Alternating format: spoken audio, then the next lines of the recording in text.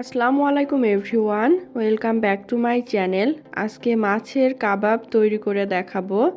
রুই মাছ দিয়ে কিভাবে খুবই সহজেই মজাদার স্বাদের মাছের কাবাব তৈরি করতে পারবেন, তাহলে সম্পূর্ণ ভিডিওটি দেখে নেওয়া যাক। রুই মাছের কাবাব তৈরি করার জন্য মাঝারি সাইজের রুই মাছের মোটা কাটা বাদ দিয়ে পিঠের একটা অংশ কেটে নিয়েছি।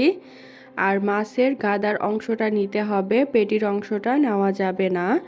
এখন মাছটাকে একটা কড়াইয়ের মধ্যে দিয়ে দিলাম, আর মাছের মধ্যে দিয়ে দিলাম 1 কাপের কিছুটা কম পানি, আর দিয়ে দিলাম স্বাদ অনুযায়ী লবণ আর সামান্য একটু হলুদের গুঁড়া। তারপর একটা চামচের সাহায্যে সব কিছু একসাথে নেড়ে মিশিয়ে দিব। আর চুলার জালটা অন করে হাই আঁচে রেখে এখন মাছটাকে সিদ্ধ করে নিতে হবে। মাঝে মাঝেই মাছটাকে আলতো করে একটু উল্টে পাল্টে দিতে হবে যাতে ভেঙে না যায়। আর যতক্ষণ না মাছের মধ্যে পানিটা সম্পূর্ণ শুকিয়ে যাচ্ছে ততক্ষণ পর্যন্ত মাছটাকে জাল করে নিতে হবে।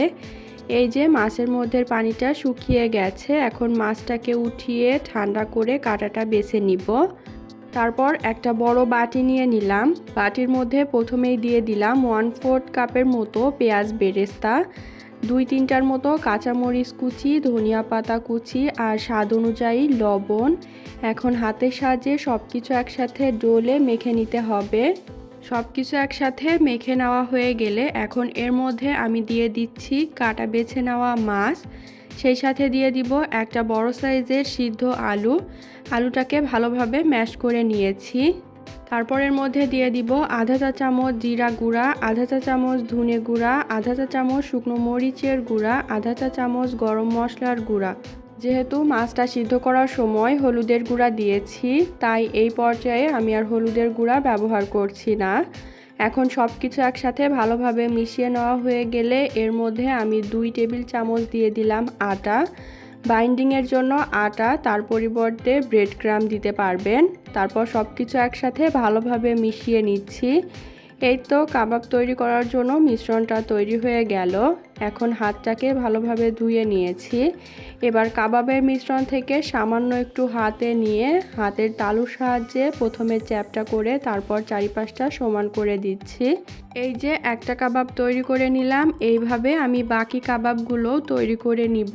তারপর কাবাবগুলোকে আমি তেলে ভেজে নিব, যার জন্য চুলার জালটা মিডিয়াম হাই আঁচে রেখে চুলায় একটা ফ্রাইং প্যান বসিয়ে ফ্রাইং প্যানটা গরম হয়ে গেলে এর মধ্যে তেল দিয়ে দিলাম। তেলটা যখন গরম হয়ে যাবে তারপর তেলের মধ্যে আমি একে একে কাবাবগুলো দিয়ে দিব। আর কাবাবগুলোকে কোনো রকম ডুবো তেলে ভাজা যাবে না, এরকম অল্প তেলেই কাবাবগুলোকে ভেজে নিতে হবে। তারপর কাবাবের এক পিঠ ভাজা হয়ে গেলে আমি উল্টে দিচ্ছি, এইভাবে আর এক পিঠ ভেজে নিব।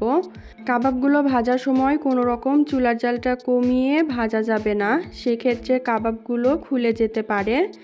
এই যে দুই পাশ থেকেই কালার করে আমি কাবাবগুলো ভেজে নিলাম। এখন তেলটা ঝরিয়ে কাবাবগুলোকে আমি উঠিয়ে নিব। তৈরি হয়ে গেল খুবই মজাদার স্বাদের মাছের কাবাব।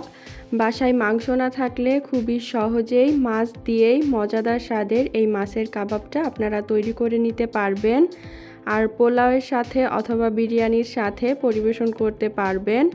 আজ এ পর্যন্তই। ভিডিওটা ভালো লাগলে অবশ্যই চ্যানেলটাকে সাবস্ক্রাইব এবং পেজটাকে ফলো করে দিবেন, আর ভিডিওতে একটা লাইক দিয়ে দিবেন। আল্লাহ হাফেজ।